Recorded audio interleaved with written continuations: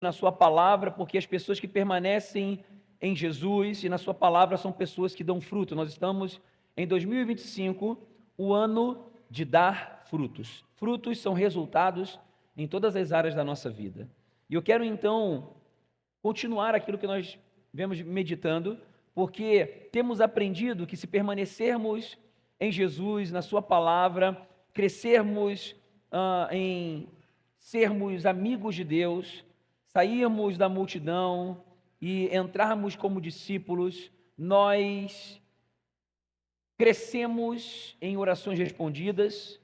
Eu vou lembrando aqui de João, capítulo 7, versículo 7 do capítulo 15 de João, João 15, 7, que diz que se nós permanecermos em Jesus e as palavras dele permanecerem em nós, nós pediremos o que quisermos e será feito. Isso é uma vida de orações respondidas, é uma vida de conexão com Deus, ok? E vemos então ali no versículo 15 de João 15, que Jesus então nos ensina que já não chama os discípulos de servos, mas de amigos. Então essa vida de amizade com Deus leva a revelações do Pai que outras pessoas não têm. Então, quanto mais nós crescemos em amizade com Deus, numa vida de discípulos amigos de Jesus, que é diferente de discípulos servos, que é diferente de multidão, mas nós então crescemos numa vida de intimidade, numa vida de discernimento, numa vida de viver dando frutos de uma forma bem eficaz. Então eu peço que o Espírito Santo traga clareza, porque nós estamos agora entendendo que somos transformados na identidade e no propósito para darmos frutos. Nós então estamos mergulhando na questão da identidade, porque crescendo como discípulos amigos, crescendo em quem nós fomos feitos por Deus, crescendo em ser quem Deus nos fez para ser, nós então vivemos uma vida de dar frutos, porque aprendemos a trazer aquilo que está projetado no céu para a terra. Então, nessa caminhada de aprendizado, nós estamos hoje na 10ª mensagem do ano. Estamos trabalhando aí em João 15 e hoje em Lucas 4, sabendo que nós estamos indo em direção a sermos formados na identidade e avançarmos no propósito que Deus tem, é justamente nesse ponto que eu quero conversar com você nessa noite. Nós temos uma identidade, nós temos algo que Deus está formando em nós, e quanto mais nós crescemos nessa identidade, melhor caminhamos no propósito. Quanto mais nós caminhamos no propósito, mais somos aperfeiçoados na nossa identidade. É um ciclo do bem. Quanto mais nós sabemos quem somos em Deus, mais firmemente nós caminhamos no propósito que Ele tem. E quanto mais nós caminhamos no propósito que Ele tem, mais somos aperfeiçoados, lapidados na nossa identidade. Então nós vamos sendo fortalecidos e a nossa vida dá muito fruto em todas as áreas. Agora eu quero trazer o exemplo de Jesus para nós nessa noite. Jesus foi batizado, veio, Deus em forma de homem, foi batizado aos 30 anos, cerca de 30 anos. Ele tinha uma missão, tinha uma jornada, tinha um propósito. Todo mundo aqui sabe disso. Agora, antes dele partir com intensidade para o propósito, aconteceu algo que ele se permitiu acontecer para mostrar para mim e para você como que as coisas funcionam. Para mostrar para mim e para você como que o inimigo tenta travar você de viver o propósito de Deus. Está exatamente em Lucas 4, vencendo os inimigos do propósito de Deus. Lucas 4, a partir do versículo 1, diz assim: Jesus, cheio do Espírito Santo, voltou do Jordão e foi guiado pelo mesmo Espírito ao deserto. Então Jesus foi para o deserto, guiado por quem? Pelo Espírito Santo de Deus. Durante 40 dias, sendo tentado pelo diabo. Nada comeu naqueles dias, ao fim dos quais teve fome. Eu não sei se você já passou fome. Jesus estava aqui 40 dias sem comer. E vamos tentar entrar na dimensão de Jesus. Não vou botar aquele fundinho aí, não? Vamos tentar entrar naquela dimensão de Jesus. Jesus estava 40 dias sem comer. Às vezes a gente, para fazer um jejum, né, fica aí numa dificuldade, 7 dias de jejum, 3 dias. Imagina 40 dias. 40 dias sem comer, fraco. E era no deserto, gente. Vivemos aí dias de muito calor, 32, 34 graus, o deserto é 50 graus, 48, 47. Você imagina no deserto e de noite frio, a beça que a temperatura despenca. Uma condição física deplorável Jesus estava. Com dor de cabeça, fome, irritado, não sei. Eu sei que nos primeiros dias de jejum a gente fica irritado, depois passa. E Jesus está naquela condição. Aí olha o que acontece. Versículo 3. Então o diabo disse a Jesus: se você é o Filho de Deus, mande que esta pedra se transforme em pão. Primeira coisa, eu quero focar aqui, se você é o Filho de Deus. Preste atenção que nós vamos transitar aqui sobre 3 aspectos que nós devemos vencer os inimigos do propósito de Deus. Jesus está agora sendo tentado no deserto, e logo depois que ele é tentado, ele vence essas tentações, ele então pisa no acelerador, volta para Galileia e começa a jornada de salvação de todos nós. E ele passou por isso para mostrar para mim e para você, e o primeiro foco está no seguinte: o inimigo sempre vai tentar desvirtuar a sua identidade. Uma das maiores estratégias do inimigo, sabe qual é?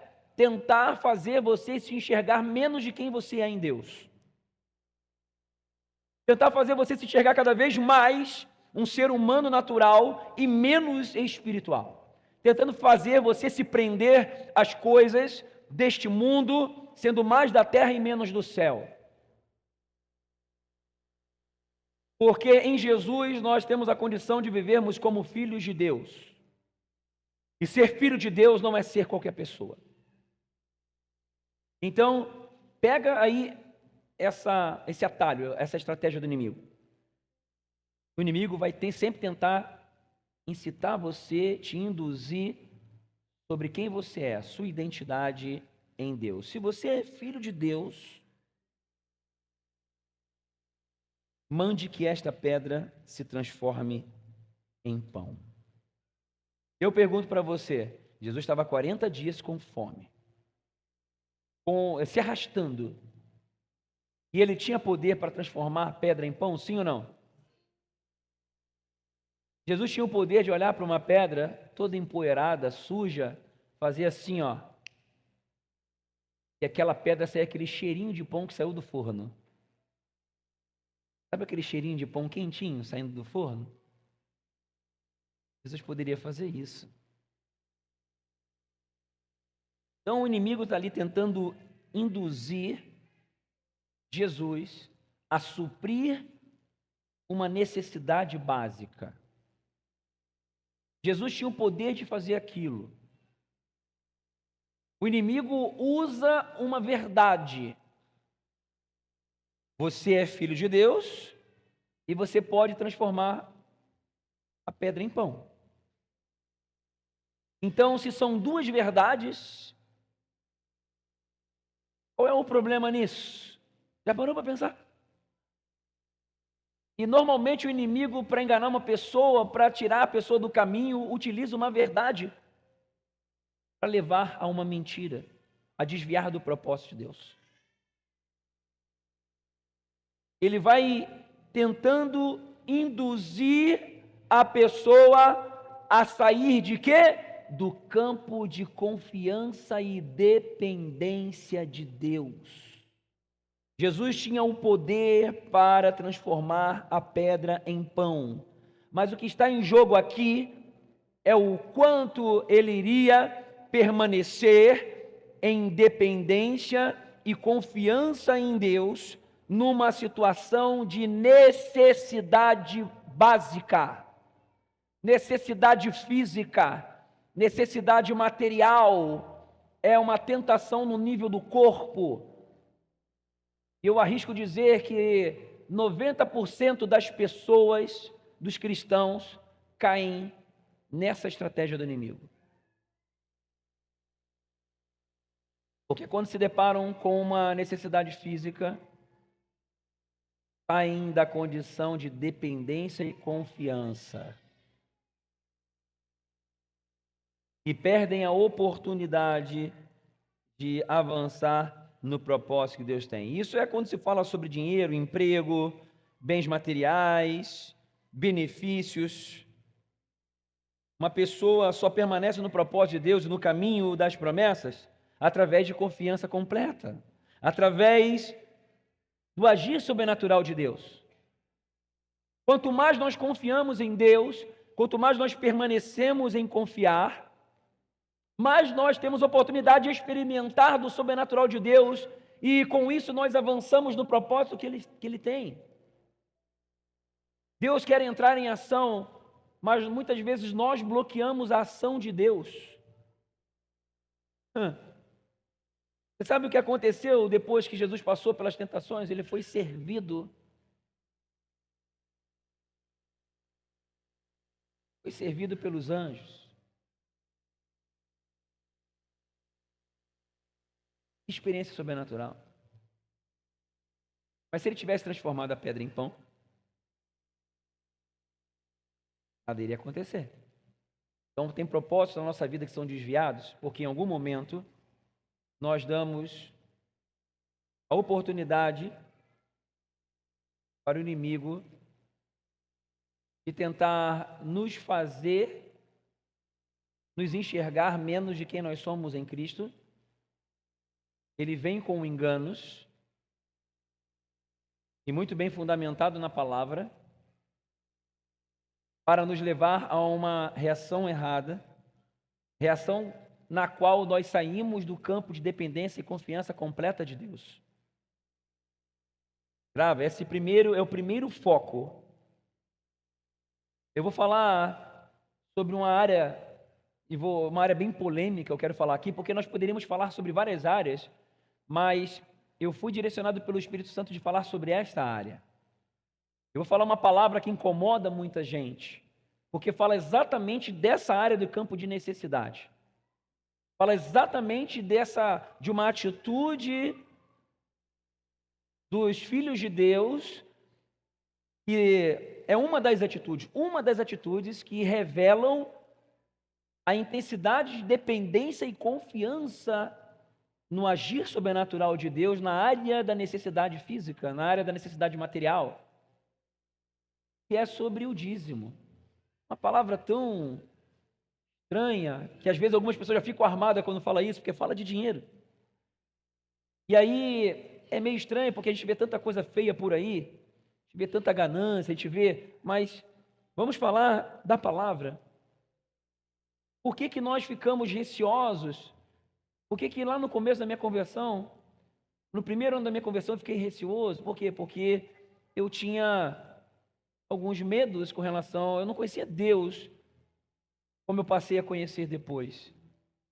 O dízimo, eu não acho que dízimo deve ser, o dízimo não é obrigatório. Contanto que aqui na igreja, quem está aí mais tempo sabe, a gente não fica vendo quem não é dizimista, não, sabe por quê? Porque isso é uma disciplina, é uma questão pessoal de dependência e confiança em Deus.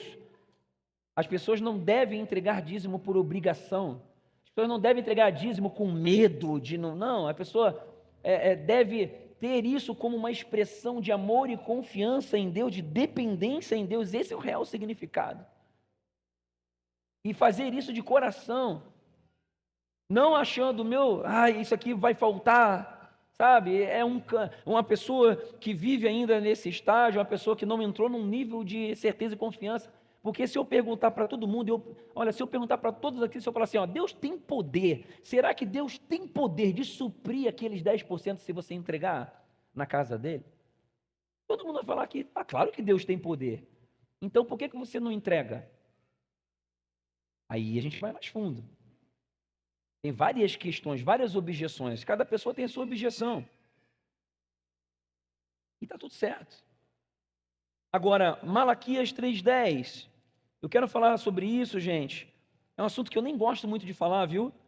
Porque parece que a gente está querendo ficar forçando barra, aquelas coisas que alguns lugares têm, que não é a nossa característica aqui, mas nós temos que falar sobre os princípios. Por quê? Porque a vontade de Deus e a minha vontade também é que todos sejamos abençoados, todos possamos experimentar isso que está aqui na palavra, Malaquias 3:10. Tragam todos os dízimos à casa do tesouro para que haja mantimento na minha casa, ponham-me à prova nisto, diz o Senhor dos Exércitos, se eu não lhes abrir as janelas do céu e não derramar sobre vocês bênção sem medidas. Mas por que grande parte das pessoas não entrega o dízimo? Como uma expressão de amor e dependência, que essa é a motivação correta. Da mesma forma que a pessoa tem uma disciplina espiritual de orar, de ter o seu tempo a sós com Deus, de ir a um culto, isso também é uma disciplina pessoal. E é espiritual. Por que a maioria das pessoas que não fazem, o que elas sentem? É um receio, é um medo de não ter. Porque ainda tem o dinheiro como seu, não como do Senhor. E isso é um processo de crescimento em conhecer a Deus, porque quanto mais nós conhecemos a Deus, mais nós sabemos que estamos sob o domínio e o controle daquele que é dono do ouro e da prata de verdade. Aquele que tem realmente o poder de suprir todas as necessidades. Aí nós vemos em Mateus 6, no versículo 31, Jesus falando para cada um de nós, preste atenção, para que você não caia na estratégia do inimigo de tentar fazer você, induzir você a sair do campo de confiança e dependência por conta da necessidade. Se ele fala assim, portanto, Mateus 6, 31, portanto, não se preocupem. Quem anda como filho de Deus tem um pai que é tudo poderoso. Ele fala, não se preocupem, dizendo o que comeremos, o que beberemos ou com o que nos vestiremos. No versículo 33, mas busquem em primeiro lugar o reino de Deus e a sua justiça, e todas essas coisas lhes serão acrescentadas. É uma palavra de promessa de Jesus. Aí no versículo seguinte ele fala assim, de novo, portanto, não se preocupem. E sabe por que a gente se preocupa com o boleto que tem para pagar? Sabe por que a gente se preocupa e segura e retém sementes? Porque nós não conhecemos a Deus num nível que poderemos conhecer. Porque se nós temos uma fé realmente inabalável de dependência e confiança em Deus, a gente sabe que essa palavra é fiel. Como diz em Filipenses 4,19, a palavra de Deus é fiel, Ele é fiel para cumprir a sua palavra. Filipenses 4,19 diz assim, e o meu Deus, segundo a sua riqueza em glória, há de suprir em Cristo Jesus tudo aquilo de que vocês precisam. E como é que nós acessamos esse mover sobrenatural de Deus? No lugar de dependência e confiança. Porque é fé. Por que o inimigo foi lá testar Jesus? Primeiro degrauzinho. Foi testar Jesus nessa área. Para mostrar para nós. Então, em nome de Jesus, que você possa crescer em dependência e confiança em Deus. E aí Jesus responde como para o diabo quando ele é tentado nessa área? Versículo 4 de Lucas 4. Mas Jesus lhe respondeu, está escrito, o ser humano não viverá só de pão. Mas, quando o ser humano coloca o seu sustento, o pão, na frente de Deus, está assumindo as rédeas da sua própria vida e está dizendo para Deus, Deus, quando eu precisar de Ti, eu volto e falo contigo. Quem manda na minha vida sou eu. Mas quando a vida é realmente totalmente dele, ele assume o comando e o domínio. Por isso que ele fala, e não se preocupa, porque quando eu sou realmente Senhor da sua vida, você me deixa ser Senhor, você me coloca como Senhor da sua vida, aí então eu passo a conduzir. Esse é o primeiro estágio. Vamos para o segundo estágio. Porque o primeiro estágio é das necessidades do corpo, e esse é o primeiro inimigo a ser derrubado. O segundo estágio está a partir do versículo 5. Então o diabo o levou para um lugar mais alto. Diga, lugar mais alto. Tradução que é monte. Só que o que representa esse lugar mais alto? E num instante lhes mostrou todos os reinos do mundo ou desta terra. Jesus é de qual reino? Do céu. E o diabo veio mostrar todos os reinos da terra, levou ele para um lugar mais alto, onde ele podia enxergar os reinos deste mundo, os reinos desta terra. E disse: eu lhe darei este poder e a glória destes reinos. De que reino? Deste mundo aqui. Por isso me foi entregue, e porque isso me foi entregue, e posso dar a quem eu quiser, porque o homem, o ser humano, entregou o poder para o inimigo quando pecou e se rebelou contra Deus, lá no começo da criação. Por isso que em 1 João fala que o mundo jaz no maligno. Porque os governos desse mundo governam perecendo no poder do inimigo.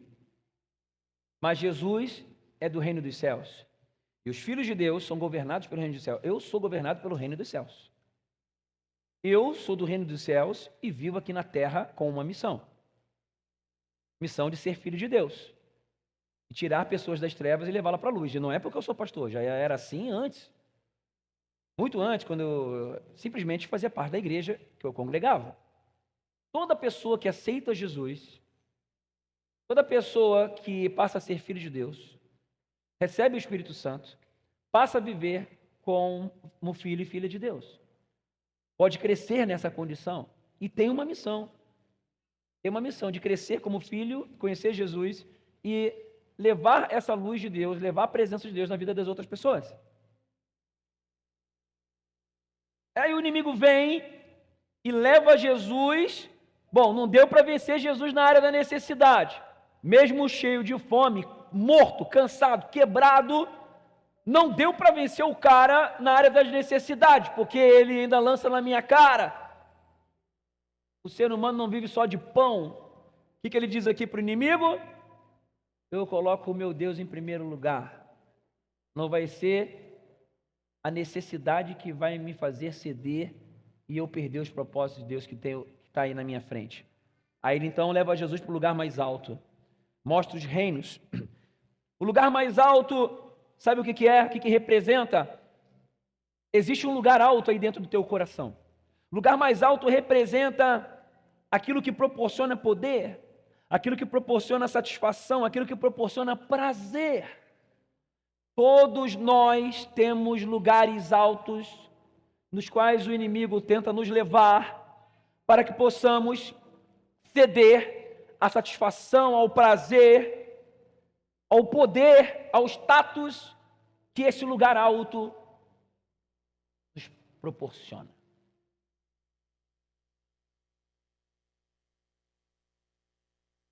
Existem situações que tentam seduzir nossos corações. Existem prazeres, existem lazeres, existem pessoas, talvez até lugares.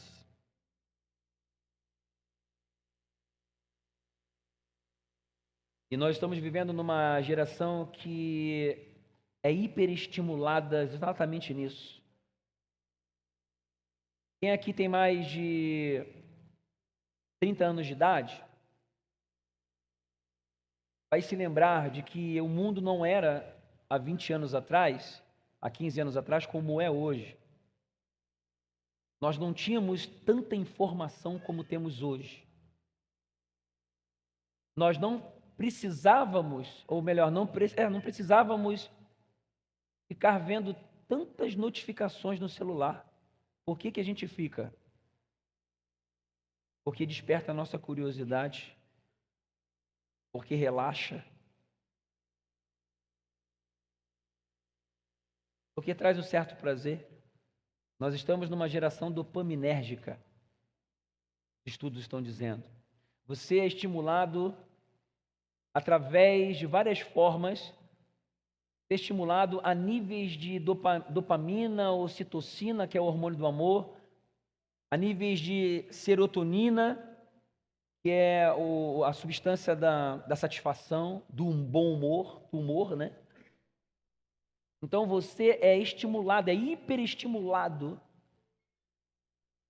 Isso tem um porquê, gente. Isso é uma estratégia espiritual. As pessoas pensam que tudo é aqui humano, não é uma estratégia espiritual. Para quê? Para escravizar as pessoas. Para que você possa ser hiperestimulado ao prazer, à satisfação. Aquilo que traz um relaxamento ou aquilo que traz uma excitação. Para você ser escravo. São lugares altos dentro de nós. Eu vou dizer para vocês o que vira um lugar alto dentro de nós. Vamos ler. Versículo 7. Depois que ele faz toda essa proposta para Jesus, ele fala assim: portanto, se você me adorar, tudo isso será seu. Lugares altos dentro de nós se tornam altares de adoração ao diabo. É uma palavra forte, mas é verdade. Tudo aquilo que entra no lugar de Deus se torna mais importante. É um altar que nós construímos. Lugares de importância, lugares altos, lugares altos. Situações em que nós colocamos Deus em segundo plano. E aí Jesus responde assim, versículo 8. Mas Jesus respondeu, está escrito, adore o Senhor seu Deus e preste culto somente a Ele. A vida possui momentos de decisão onde o prazer, preste atenção, a vida possui momentos de decisão onde o prazer disputa o pódio do teu coração contra os propósitos de Deus. Por isso que Jesus passou por essa tentação, para mostrar para mim e para você que o inimigo vai sempre tentar despertar lugares mais altos, lugares de maior importância, lugares de maior prazer, situações que nos satisfaz e que nós escolhemos por esses lugares altos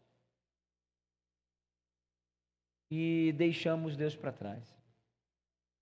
Mas vencemos esses inimigos quando nós decidimos prevalecer e permanecer adorando a Deus em primeiro lugar. Esses lugares altos muitas vezes são trabalho. Esses lugares altos muitas vezes são os vícios, situações que trazem dependência química, prazer. Esses lugares muitas vezes são aqueles lugares onde nós procuramos ser bem-quistos pelas pessoas, cedemos à pressão do ambiente, nos amoldamos ao que as pessoas desejam e querem para ter aceitação das pessoas e viramos de lado para Deus. Onde quebramos princípios. Esse é o segundo inimigo a ser derrubado. E o terceiro e último inimigo a ser derrubado, no versículo 9 em diante. O inimigo não conseguiu vencer Jesus nas necessidades. O inimigo não conseguiu vencer Jesus na área do prazer, no lugar alto, no lugar de importância. Tentou mostrar tudo, te dou tudo isso, se você me adorar. Ele falou, não, eu adoro primeiro a Deus.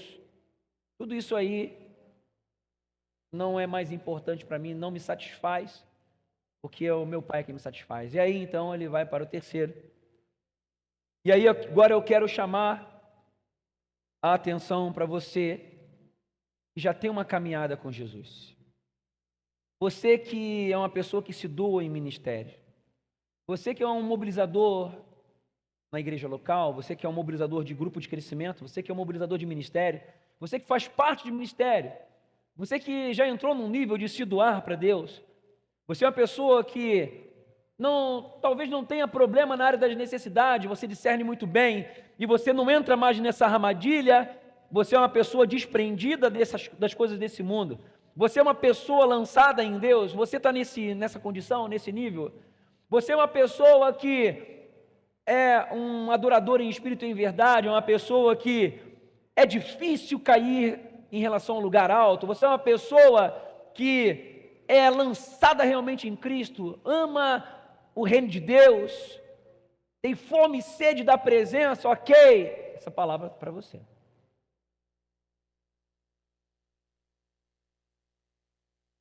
Porque o diabo então, versículo 9, levou Jesus a Jerusalém, colocou-o sobre o pináculo do templo. Sabe o que isso significa, gente? Jerusalém até hoje é o relógio espiritual do mundo. Não sei se você sabe disso.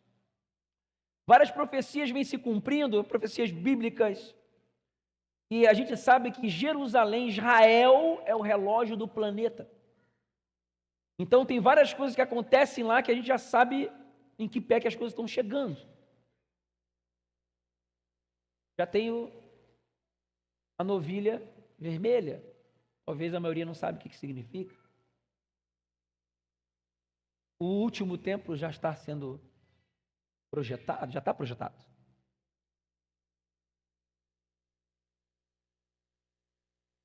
Quando houver um acontecimento onde as religiões se unirem e o templo for reconstruído, o Instituto do Templo de Jerusalém já está lá, está tudo preparado. Os sacerdotes já estão sendo treinados, gente. E a profecia bíblica vai se cumprir. Talvez a maioria não saiba do que eu estou falando. Mas está acontecendo. E boa parte das pessoas que estudam mais a palavra de Deus sabem do que eu estou falando. Jerusalém é um lugar de importância. O diabo leva Jesus para o pináculo do templo. Como o diabo viu que Jesus não era ganho nas questões materiais, não foi vencido nas questões da alma, nem do corpo nem da alma, aí ele parte para as questões do espírito. Porque Jesus era espiritual, não deu para ganhar dessa pessoa em questões materiais, lá na base, nas necessidades básicas. Poxa, não deu para ganhar também nas questões da alma, dos desejos, das emoções, das vontades, joguei a isca, ele não caiu. Então, já que é tão espiritual assim, pináculo do templo, Jerusalém, é o local de maior importância no reino dos céus aqui na terra. E é nesse lugar, então, disse, se você é o filho de Deus, diga, identidade. Percebeu? Se você é o filho de Deus, jogue-se daqui, porque está escrito. Aí ele fundamenta muito bem biblicamente. Aos seus anjos ele dará ordens a seu respeito para que o guardem. É uma verdade? E, versículo 11, eles o sustentarão nas suas mãos para que você não tropece em alguma pedra. O inimigo vem com uma verdade, de novo, para tentar fazer Jesus morrer. Eu já vi muitas pessoas de Deus, muitas pessoas entreguem à obra de Deus, muitas pessoas espirituais que venceram os inimigos anteriores, mas se perderam nesta fase aqui e morreram espiritualmente e ministerialmente. Talvez você conheça também. Agora com a internet tem um monte por aí. Que nível é esse? Eu quero chamar a sua atenção para que você possa ficar atento e vencer esse inimigo também. Jesus respondeu ao diabo, também foi dito, não ponha à prova o Senhor seu Deus. O inimigo estava aqui novamente tentando testar Jesus na sua identidade agora espiritual, relacionada ao quê? Ao seu potencial, ao seu desempenho. Olha só, pináculo do templo, Jerusalém. Olha, a palavra diz que se você se jogar daqui de cima, os anjos vão te guardar. Tu é o cara, olha só o que Deus te deu.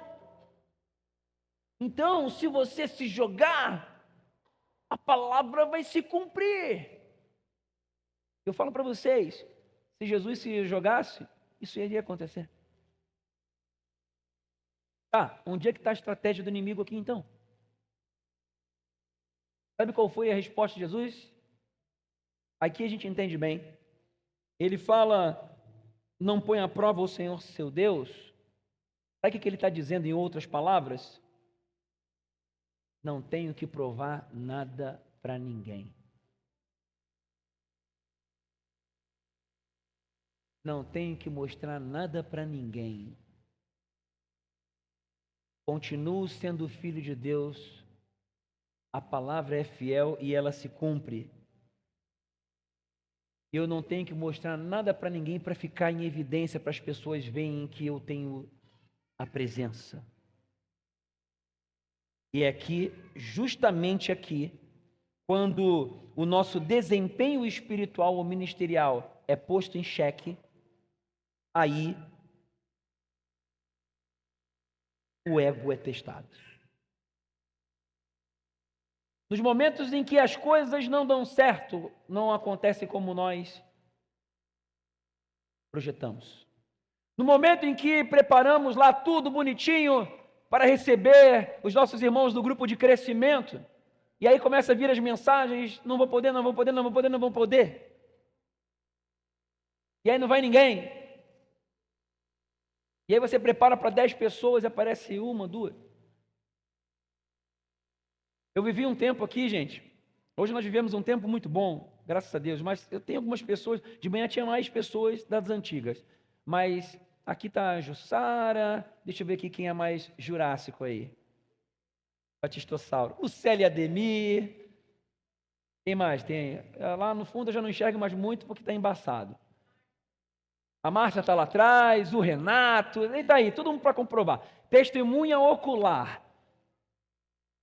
Eu vivi um tempo aqui, a gente ainda era Shalom Gaspar, era na outra estrutura, e nós vivemos os tempos muito difíceis como igreja, aonde, quando eu ainda estava Blumenau Gaspar, na nossa igreja mãe, Blumenau Gaspar, e a nossa igreja aqui em Gaspar, ela foi a primeira experiência da igreja fora a Shalom. E aí então, foi um aprendizado, nós fomos aprendendo juntos, e a gente aprende com acertos e erros. E eu vivi um tempo em que eu tinha que ministrar as mesmas palavras que eram ministradas lá, ministrar aqui. Eu pegava a palavra de manhã no domingo, ministrava à noite. E aquilo gerou muita dificuldade para mim, eu tive muita dificuldade com aquilo. Até porque várias das palavras não se encaixavam com a nossa realidade aqui em Gaspar, que é outra cidade. Até nós entendermos que deveria ser diferente, passou muito tempo. E eu sofri muito aqui em Gaspar. Paralelamente, várias coisas estavam acontecendo na igreja. A igreja cresceu e a gente tinha lideranças muito novas. E nós tivemos problemas na liderança da igreja e também em situações com outras pessoas. E foram vários problemas numa pancada só. E como eu também ainda estava muito Blumenau, Gaspar, eu não conseguia dar a atenção que aqui estava precisando por conta do crescimento que tinha acontecido. E aí foi um tal de gente sair da igreja, foi um tal de gente reclamar que a palavra era igual palestra, foi um tal de gente falar mal de mim. As pessoas não sabiam desses detalhes. Alguns vinham me questionar e tudo mais. As pessoas saíram da igreja por problema entre elas, que eu só ficava sabendo depois, porque eu não conseguia dar conta de todo mundo. E, eu estava na boca do povo. Eu era o todo errado. Eu era o ruim, o pastor ruim, que não pregava direito, que não cuidava das pessoas. e daí para baixo. Gente, foi muito difícil para mim. Eu vou dizer para vocês o que me ajudou a vencer essas etapas. Hoje você vê isso tudo, né? Deus, ele foi muito bom conosco. Todas as coisas, eu creio que foram testes de Deus para mim também, foram aprendizados. Foram situações de amadurecimento e é nisso que os testes servem. Eu não encaro como uma coisa ruim, porque eu estava na dependência de Deus, no controle de Deus. E aí então,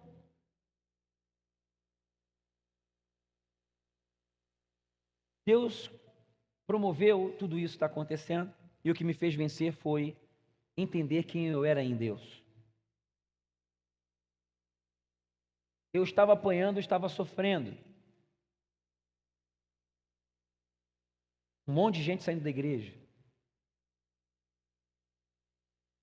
Um monte de fofoca. Coisas erradas que as pessoas não sabiam que tinha acontecido com as pessoas. E a gente também não expunha por questão de ética também. E as pessoas sempre saem da igreja falando mal da igreja do pastor. Nunca falam, não, eu estou errado, errei, e o problema sou eu. Não falam isso. Normalmente é assim. Algumas outras pessoas sabiam das realidades, mas a gente não fica espalhando. Por quê? Porque eu não precisava provar nada para ninguém. E eu aguentei quieto. Eu e Deus.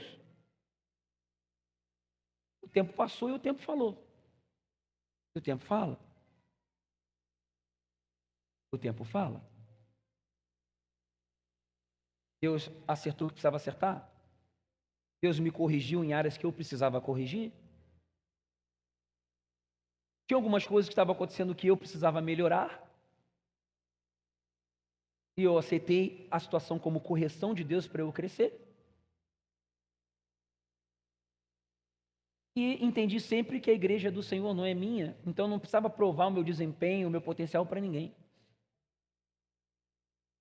Foi fácil? Não.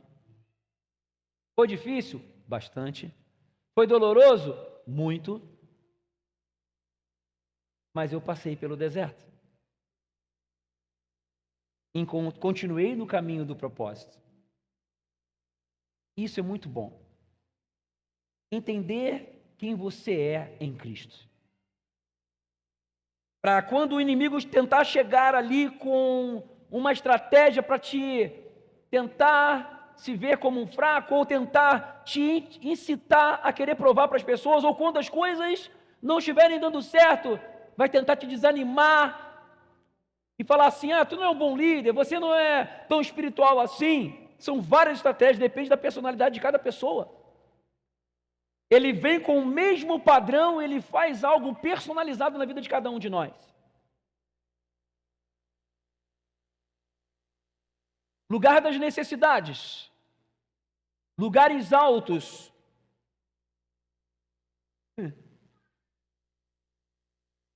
Lugares de teste espiritual.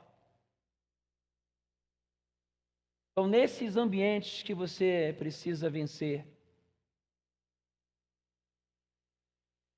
as estratégias inimigas para que você possa continuar no propósito. Eu fico imaginando, estava conversando com o pessoal hoje de manhã aqui no culto, né? Demir, Lucélia, Jussara, a pessoa que é da mais antiga, né? Márcia acompanhou muito, a Márcia está desde o começo aqui, a primeira célula que tivemos foi na casa dela. Eu fico imaginando se eu tivesse desistido no caminho, se eu tivesse me inclinado a algumas dessas propostas. Gente, me ofereceram lugares altos enquanto eu passava por isso. Eu poderia hoje estar como pastor em Joinville, poderia estar como pastor em Itajaí, poderia estar como pastor no Mato Grosso, e eram lugares de melhor satisfação. Eu iria sair do olho do furacão, ia para um lugar muito bom. Muito melhor, situações muito melhores que eu estava vivendo na época. E eu fico pensando, se eu tivesse tomado a decisão errada,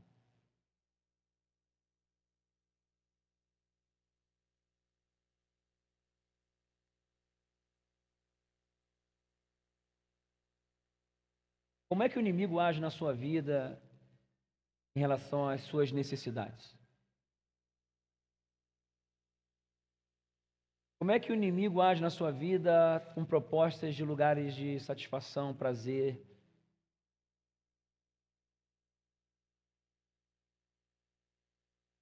Como é que o inimigo tenta desviar o propósito ministerial na sua vida? Decepcionando com as pessoas. Eu me decepcionei muito com muitas pessoas.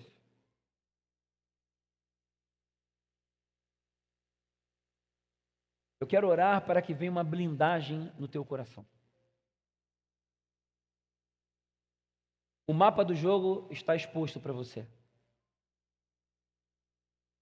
A partir de hoje, você sai daqui desse lugar consciente de como o inimigo age na sua vida, para que você possa detectar isso acontecendo e vencer. E continuar avançando no propósito, porque daqui, a partir de hoje, nós avançamos no propósito que Deus tem e vamos mergulhar agora nisso.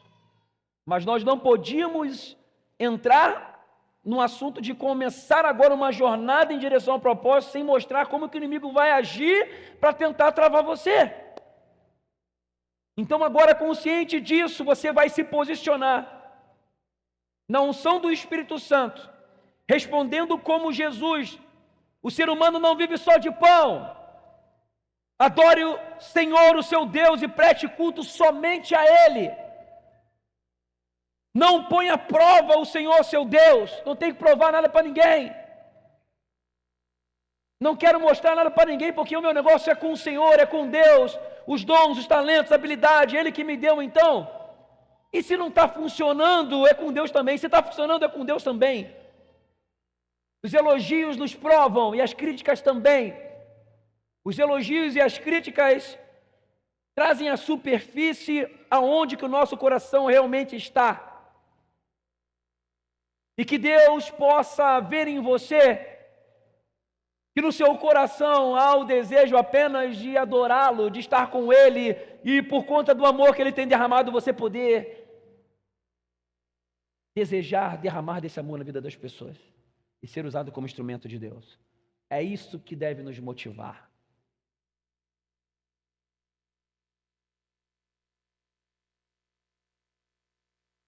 Em nome de Jesus,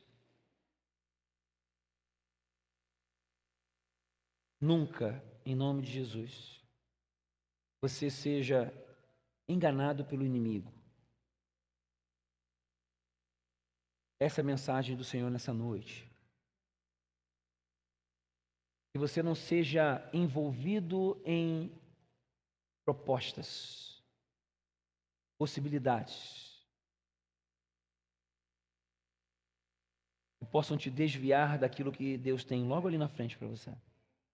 Amém? Eu quero orar com você agora, clamando a Deus para que venha essa graça dele, para que você vença todas as propostas do inimigo. E como aconteceu com Jesus, você parta com força em direção ao propósito que ele tem. Amém?